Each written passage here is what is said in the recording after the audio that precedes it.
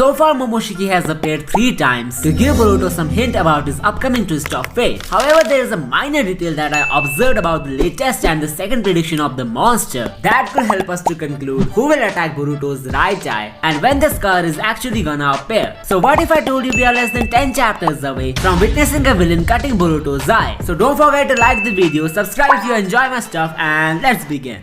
The story of Boruto is rapidly heading towards the biggest twist that will end up in an unexpected split between the Kama brothers. But it is not easy to get the puzzle pieces together in order to get a clear picture of what actually will lead us to the time skip. However, in chapter 72, Momoshiki again appeared to ruin Boruto's mental health by telling him about the haunting that the future has kept for him, an unchangeable destiny and an irreversible fate, a dark era full of sadness and sorrows that will drive the son of Hokage self-destructive. This is what Momoshiki predicted about the upcoming chapters of Boruto's life. The current antagonist Code has also braced up his Ten Tails warriors to wage a war against the Leaf. The upcoming war could be the twist of fate Momoshiki had been warning Boruto about. But what if I show you some solid evidence to prove that it's definitely the attack of Code that will begin the dark era in Boruto's life? Before coming to the main stuff, let's analyze every prophecy Momoshiki has made about Boruto in order to get a clear image of what's actually gonna happen.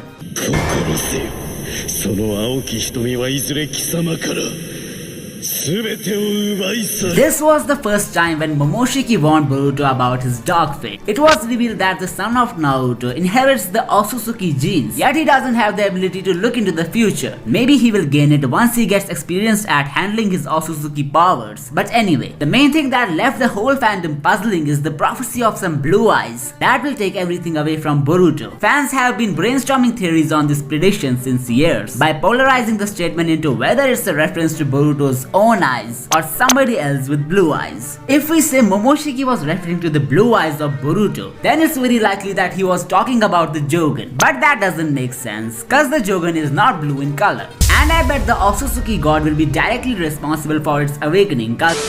Coming back to Momoshiki's prophecy, if we analyze the original statement from the manga, then it's pretty much clear that he was talking about Boruto's eyes. But what if there is some other meaning behind the statement? Those blue eyes of yours could also mean somebody who's related to Boruto having blue eyes. For instance, let's say it's the sister of Boruto, Himawari, so then the statement could instantly turn from those blue eyes of yours to that blue-eyed sister of yours. The observation that I'm about to present to you later in the video will make it all even more sensible. The second time when Momoshiki appeared to remind Boruto of his dark fate was when the blue-eyed kid was reborn as an otsutsuki. Now here comes the manga hint that I was talking about earlier. But before going into that, let me explain the importance of Boruto's otsutsuki transformation in unlocking the pure eye. The jogan is apparently linked to some upper heads of the alien beings. It's pretty much obvious that Boruto in his human form doesn't possess the affinity to handle such a great power. However, in his otsutsuki form, Boruto's chakra storage becomes much more advanced, which makes it easy for him to handle the divine powers like the jogan. Hence, in one way or another, Boruto's evolution as an otsutsuki was a vital necessity for the jogan's awakening. It would have been too illogical if he had unlocked and utilized this dojutsu in his human form. Coming back to the detail that made me think the incident that will leave Boruto blind in one eye is close.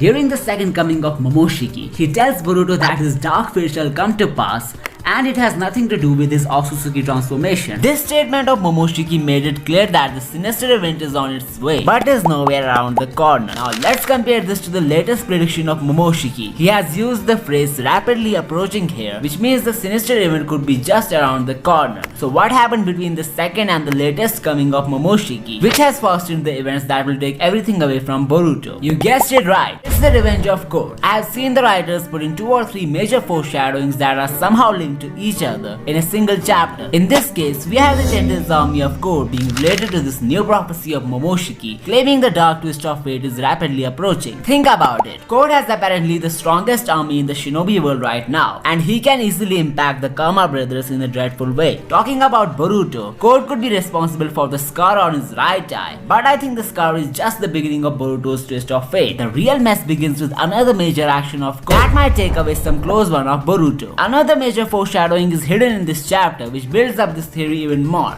And the same foreshadowing could be a straightforward explanation to why Boruto and Kawaki are fighting in the time skip. This panel could clear many time skip mysteries. Along with these two panels, all of them are somehow related to each other when it comes to foreshadowing the future of the series. The panel showcases Himawari asking her mother if she must also become a shinobi to save her brother. And coincidence or not, it was placed in the same chapter where these scenes occur, increasing the chances of a connection even more. So here is how my theory goes. Since Code is now all set to attack the leaf, Momoshiki appeared and warned Boruto about his twist of fate being closer than ever. Himawari is going to play a vital role in all this mishap, as she is thinking of taking down the shinobi path for the sake of her family. And why are the Kama wielders fighting in the time skip? You guessed it right again, the fate of the shinobi system. So what if Code's attack will take the life of the Hokage's daughter, leading everyone including the Kama brothers in a state of grief and trauma? Boruto, as prophesied by Momoshiki, will get depressed, eventually losing his will to live. He might even give up on the shinobi regime, explaining why he wasn't wearing the headband at the beginning of the time skip fight. Kawaki, on the other hand, will have a totally different impact from the death of Himawari, while Boruto will blame it all on himself as he wasn't able to protect his sister from the enemy's attack. Kawaki could blame it all on the shinobi system, which explains why he's so eager to eliminate the regime in the future. The reason Boruto makes up his mind to fight against his Kama counterpart for the sake of the shinobi world could be because of some final speech of his mentor Sasuke. This would explain why he was wearing his outfit and using his sword. I have a great theory to explain how Boruto will learn the Kenjutsu in such a short amount of time, so subscribe to not miss it. Coming back to Boruto's dark fate, the sacrifice of his master or the boon of his pure eye could be the reason he will revert on the right track. The death of Himawari being the cause of the fallout and all the destruction pretty much makes sense, as Kawaki won't need any other reason to drive himself this far. The shinobis are the root cause of all problems. If Kawaki goes by this mindset, then there is no way he would spare the followers of this regime. But what did he do with them? Did he kill them all, or something even more unexpected? Well, the answer to these questions lies within the ambitious plan of scientist Amado that he wants to accomplish through Kawaki's Kama. Think about it for a second. Amado wants to get something done that is only possible with the help of the Kama. He even framed the entire plan to defeat Ishiki, along with seeking refuge in the four walls of Konoha. Even after he was kidnapped by the arch enemy, he used his big brain game to manipulate his cyborgs into switching sides, hence gaining an upper hand here as well. The mind games of the old man are extraordinary, and it would be worth watching to see what he is trying to achieve through Kawaki's Kama. Last time I showed you guys the similarity between Jushin's emblem used by Hidan and the symbol which is placed under Amado's cyborg capsules. They are way too similar, along with the abilities used by Daemon and Hidan that are reflection based. So what if, just like Hidan, Amado is also a devotee of Jushin, who's actually an otsutsuki, and he's trying to get him back from some other realm? The role of Kawaki's Kama could be to travel between dimensions that are inaccessible even with the space-time ninjutsu. It's very likely that Amado knows the coordinates of that dimension and it's only accessible by an otsutsuki. Cause if space-time ninjutsu was able to get Amado there,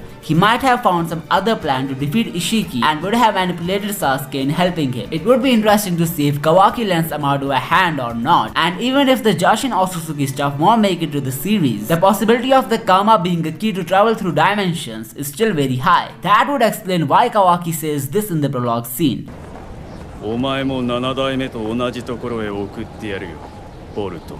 Apparently Kawaki has sent everybody to his new realm, and his plan could be to make them give up on the shinobi regime. But there is a solid plot twist in my mind that I wanna point here. What if Kawaki is working under Amado in the prologue scene, and upon sending everyone to his new realm, he wants them to become the devotees of Jushin Otsutsuki? Just think about it. If Amado is really working under Jushin, his goal of eliminating the shinobi system makes a lot of sense. The ninja system that was formed by the offspring of Kaguya led to the rise of the shinobi system, but it's very likely that the teachings of Jushin demand a totally different regime, and Amado is the pioneer of this reformation. The death of Himawari would be a golden opportunity for the scientists to brainwash Kawaki. This also explains why the shutdown code wasn't used to stop the Red Kama wielder in the time skip. In an older chapter, Amado tells Naoto that his daughter passed away almost 12 years ago. This could also be a foreshadowing, cause if it takes 2 years for Code to attack Konoha, then the daughter of the Hokage would pass away at the age of 12. You guys might be wondering how the Otsutsuki god stuff will play out in the series, so check out this video for an even more amazing theory. Also, don't forget to like the video and subscribe for more amazing stuff. I will see you next time.